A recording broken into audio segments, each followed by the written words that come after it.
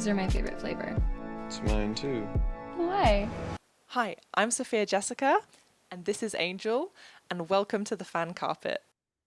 April, it's such a pleasure to meet you. How are you today? I'm wonderful. How are you, Marc?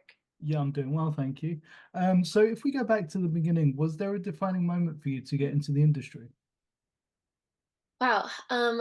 There's literally an article from like when I'm 9 years old with like full Shakespeare garb that's like April has always wanted to be an actress. 9 years old from my local newspaper. So like it's always been a big dream of mine and I went to school for it and moved to New York to do it. So it's always been just something that I've loved, and I've always been really curious about people and stories and the kind of intersection and importance of the two. So yeah, it's kind of just been my whole life. Brilliant. That's wonderful. So what was it about Cannibal Mukbang that made you want to tell this story?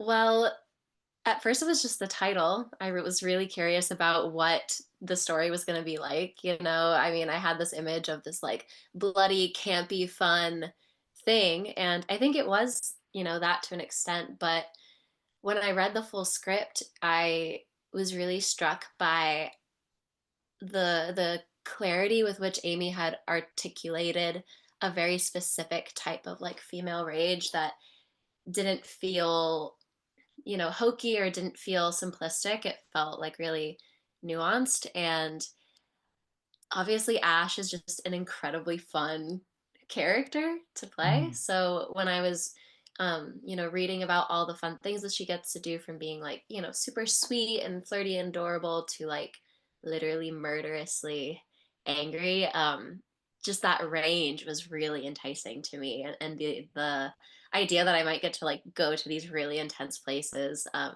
was just incredibly exciting. And also, as soon as I spoke to Aimee, I wanted to work with her. She's just so warm and intelligent and capable. And so as soon as I knew her in any respect, I was like, wow, I want to work with her. Awesome. Yeah, one of the things that she said last week when I spoke to her was that she didn't know how old you were when when she spoke to you, and Hmm. you give that quality, and you certainly don't hold back in the film. Thank you. What can you tell us about Ash and why you wanted to bring her to life, and how did you get into that did you get into her mindset? Sure. So Ash is tricky because you have to play all the facets of her um, equally intense. Mm. So, when she is this sort of like manic pixie dream of a girl, you really need to go there and like play that with a lot of earnestness to me, because she's really doing it. She really believes it in herself. You can argue that maybe it's like a coping mechanism because of like the darkness of her past, but I do think that it is like um earnest in her. And so I didn't want to play that like winking. I wanted to play it like very straightforward. And even though I am referencing, you know, manic pixie dream girls of bygone eras, I wanted to play that very intensely. And then, you know, just drawing upon like my own experiences and the experiences of other women that I knew for the scenes where you had to be a bit more full of rage and understanding where she's coming from. Like obviously, you know, she goes to very far lengths to prove her point, or to that's like her expression of her rage and the pain that's been inflicted on her. But um you know I think that it comes from a place that is understandable. That amount of hurt on like a structural and a personal level is a lot to deal with. And I think that I just really tapped into like this sort of collective womanhood, for like lack of a better word. Just really thought on things like that. And then just a lot of like prep. You like go through the scenes in your head as often as you can. Me and my co-star Nate Wise, we ran the scenes a lot before we got onto set, and talked to Aimee a lot about what her vision was, and we just really wanted to do a good job for her as well. And so that was like most of my prep. I watched Jennifer's Body, of course, classic huge reference point. Mhm. And I watched like 500 Days of Summer and other like those classic movies. And then I watched, oh, is it called Revenge? Which is sort of like a really Oh, the intense TV version show. of like this. There's a movie I think called Revenge, like um kind of like follows this unpromising young woman and a few other like references that Aimee had thrown out to make sure that I kind of was getting the tone right because the tone, Okay. would change. I also go through the script and like write exactly what happened before this scene occurred, so that you know exactly where you're coming from and what energy you're entering the scene with. Mm. Because we're seeing it through, like Marc's eyes. And to Marc, Ash is sort of this like thing that he can't understand. And she has these like big mood swings and like, comes from like all these different places. But I wanted to be really clear and intentional for myself of like what just happened to her, what's her like frame of mind, and what she really wants from him in each scene. So yeah, that was part of my process. Awesome. And I'm sure that comes in handy if you're not shooting in order, as You most never films are. aren't. As most films Yeah, don't. absolutely. Um, Yeah. It I helps know, you keep track. Yeah, for sure. yeah, helps you keep track. Especially when you go for it a Mhm. lot. So yeah. Yeah, Um, and I did notice some hints at like Dexter being that Ash doesn't go after totally. just doesn't go after innocent people. It's like set like certain people that she goes after that she Yeah, feels deserved it. it's a messed up moral code, but she does, um, for the most part, she really like clings to it. Mm, She really, has like a system for herself. She has that like almost organization or like rational mindset that I think was really intriguing to me. Like this isn't she's coming from an emotional place, but she's not like lashing out mm, very often. She's really like has her goals and she meets them. And I think that like Marc getting into the mix kind of like does confuse her emotionally. And she isn't able to retain that like really rational mindset that she has had for all of her previous victims, murders. Once he is helping her, it's like, oh, like I care so much about him, he's a liability in a way. um, and that's something that we talked about a lot of like how love will make you vulnerable even if you are a cannibal mukbanger. And there's something really beautiful and enticing about that, but it also like, in a movie like this, it poses new risks, as they fall deeper in love. mm. And also, you can't play her as a villain. No, no. In my head, she's not. Uh and I think that structurally Aimee didn't set her up to be either. Hmm. She really is like just the quirky romantic opposite. And I think that whenever you're approaching characters with this much darkness in them that do acts that are like so unimaginable, you have to find the justification in yourself. You have to find whatever that like emotional link is for yourself. Um, and really like tap into that, and you can't judge your character No, ever. absolutely not. Absolutely not. What does it mean for you to be a storyteller and tell stories in this way? Ooh. uh I think stories are incredibly motivating. I think that it's hard to be the person you want to be if you have no examples of it. Not saying that people want to be Ash, but I think that her like ownership of her trauma and like the freedom with which she expresses anger is um something that like I hope when people see it they're like, wow, okay, like maybe I don't have to repress everything. Maybe I can find much healthier expressions, but maybe I don't have to like be maybe I don't have to repress all of my negative emotions, and maybe I don't have to like, identify with my trauma. Maybe I can like move on from it. And telling stories has always been something that's fascinated me. um it's such a way to get people to care. it's a way for people to find how they like their identities and who they want to be, and um, it's like the most powerful force I think for like connecting people is telling stories. So I am also a writer in addition to being an actor, and I think about that a lot, like the intersection of those things. And I think Aimee's a brilliant storyteller, and I think that she has a lot that she wants to say. And I think people have been connecting to it. You know, reading some of the reviews, it's like, wow, you guys, you really got. There's so many different things that we wanted to say, and I think that people are connecting different parts of the story and feeling really fulfilled or seen by the things that are going on. You know. Brilliant. Yeah, absolutely. So the horror genre is incredibly versatile. It pairs so wonderfully Totally. with comedy, with drama, with sci-fi, with anything. Hmm. Is that something that draws you to it as a genre? Yeah, I mean, I think it's almost become to me like one of the massive subgenres. You know, you have like drama, comedy, and horror in a way. Like, it's more, it's not like an aesthetic necessarily, but it's more like a temperament for a movie.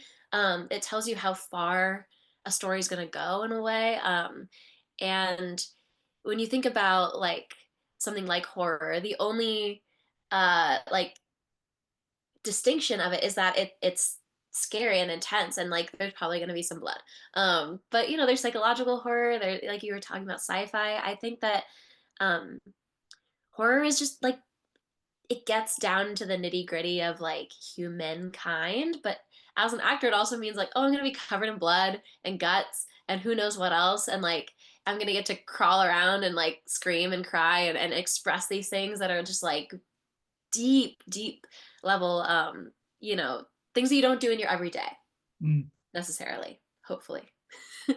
And I think that's incredibly exciting. And I also think it's having such a renaissance right now of like all the different subgenres within horror, and you know, like I loved like Raw, and I loved like Love Lies Bleeding, and I think that like we're seeing so many cool intersections right now, and I just, yeah, it's delicious to me. Absolutely. Do you have any memories from filming that you'll take with you for the rest of your career? Oh, yeah, so many. Mm, There's the scene where Marc like comes back, right? And he's like, I need it. And it's like the charcuterie scene. I'm trying not to spoil things. The charcuterie scene.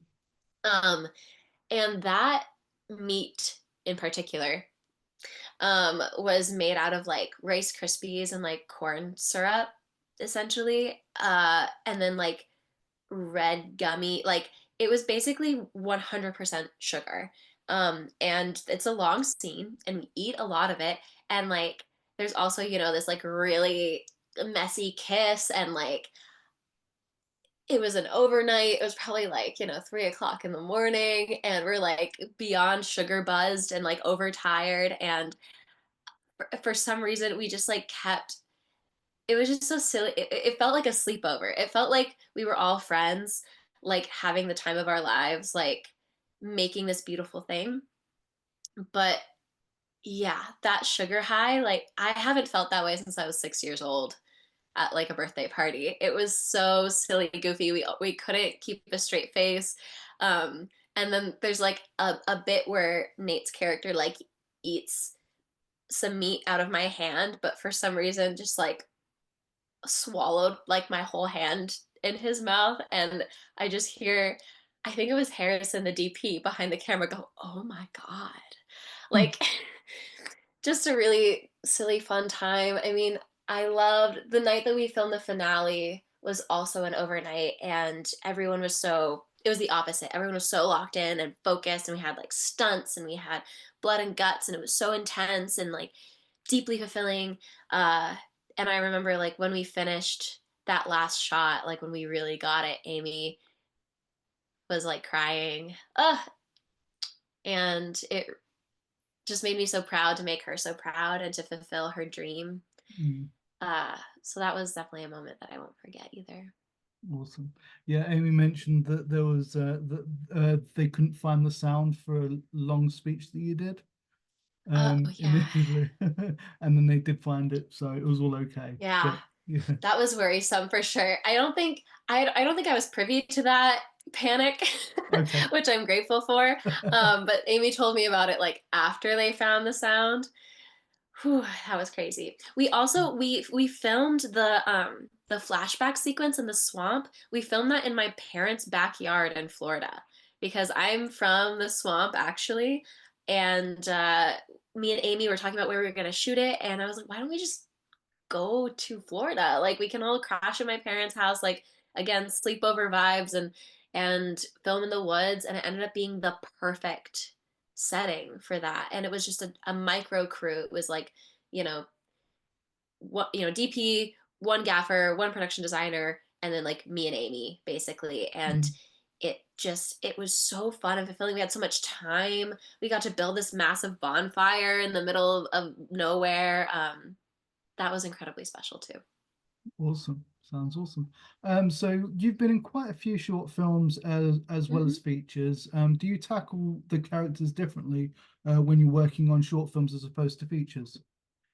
Sometimes you just have less information. So I would say that with a short, I have to use a bit more of my imagination and really tap into like where they're coming from and where they're going, because short films tend to be more of like a snippet of a character's life as opposed to like, having more time to do that arc. So I would say, yeah, like just being really clear on what your character wants and what the point and the tone of the short is, because you don't have time to like juggle quite as much with such a short period of time. Absolutely. And what are you hoping audience will take away from Cannibal Mukbang when it's released? Because obviously it's out at the end of the month. Yeah, I hope they have a fun time with it. I hope that, I mean, watch it on a date. It's hot, it's funny, it gets gory, obviously, but then, you can kind of hide with your date. And I hope they take away that there's so much. There's like deep things and there's like funny things. I hope that they take away that, like essentially believe women like that women carry so much, and even the like sparkliest, cutest, most optimistic people like have been through a lot, and um that we should try to understand each other and support one another and really tap into our participation in things like patriarchal violence. And yeah, I know that was like kind of intense, but I think Absolutely. that Aimee has like really deep themes going on here, Mm, and we all participate to an extent. We're all living under like systems of oppression like that, and I hope that it helps people analyze where they sit within those systems and what they're doing to be aware of that, if that makes sense. absolutely. Are you looking forward to the road trip idea? Oh The yeah. sequel? Oh, absolutely. I cannot wait. Mukbang 2, it's gonna be a whole thing. I'm so excited. I think Aimee should just be able to make whatever she wants Yeah. forever. I Uh, deeply believe in her, and I hope I get to be along for the ride. No pun awesome. intended. Yeah. Well, awesome. Yeah, I'd love to see more stories to tell within like from Ash's point of view, because it's more from Mark's point of view this time. So Yeah, yeah. totally. Um, so what are you working on next that you can talk about? As I understand, you're in a play at the moment. I am. Yeah, I actually wrote a play and it opens in like 2 days. So in Wow. deep in rehearsals for that, and that'll be running through the end of the month in New York. I was just on set for like another movie that I can't talk about yet, but is very exciting. Filming in New York right now. Just trying to write and take control of the stories that I get to tell, and anything Aimee makes. That's what's in my future. Awesome. Awesome. Yeah. Well, it's a perfect collaboration. And you've also got, is it Remain of Sheep of Remain? Oh yeah, The That's Sheep coming out, isn't it? Remain. Yes. Yeah, That was it's coming directed soon. by the DP of Mukbang, and Okay. so we met on that set, and just, everybody fell in love, and then we went out again, kind of into the middle of the woods and made something with a tiny crew, and it's weird and interesting and kind of Lynchian. And Harrison has such a different but iconic aesthetic for himself and the things he makes, and can't wait to see that. Yeah, well, I can't wait. I'll talk to you again about that one when it's released. So Absolutely. just finally, where can we find you online to keep up with everything you're doing? Yeah, I post everything on Instagram. I don't really have social media besides that, and it's just my name is just at April Consalo, so you can find me there. Awesome. Well, April, this has been an absolute pleasure to speak to you. Yeah, this is a great interview, and I wish you all the best and good luck with your play that's opening in 2 days. Thank you, Mark. It's been an absolute pleasure. All right, you look after yourself. Have a good night. Take care. Thank you. Bye. Bye. Thank you for watching The Fan Carpet. Please follow us on Facebook, X, and Instagram for more content. Bye for now.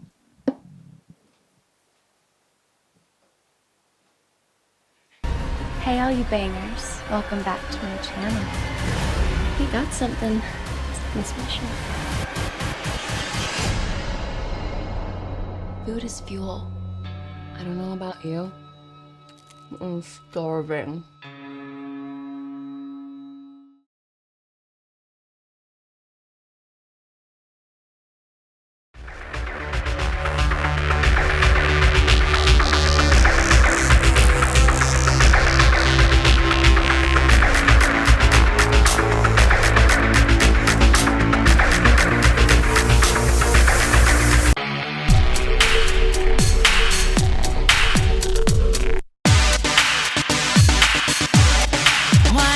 You show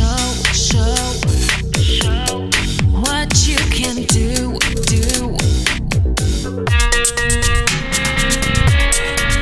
I hear a siren. Maybe you were wrong about me.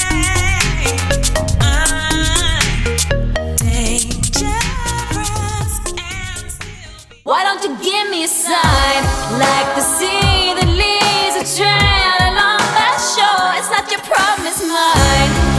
Everybody thinks that I'm okay. Sometimes I think I am too. I'm on the outside looking in. I'm waiting for the shockwaves to begin. Oh, won't you let me hold you for one time? Just a rainy day in a London cafe. A London cafe. So give me one last serenade.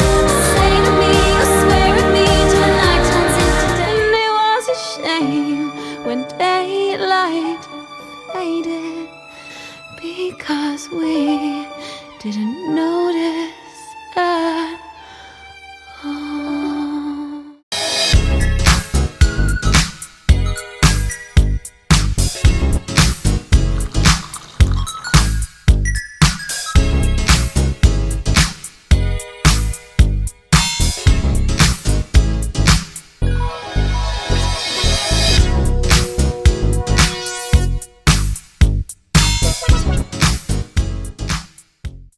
Thank you for watching The Fan Carpet. If you like this video, be sure to click that thumbs up button at the bottom of your screen. And also be sure to subscribe to the Fan Carpet YouTube channels. They're absolutely free and so much fun too. Be sure to check out the official website, thefancarpet.com. Also, you can follow us on Facebook, Twitter, and Instagram to stay up to date with reviews, competitions, the latest news, and so much more.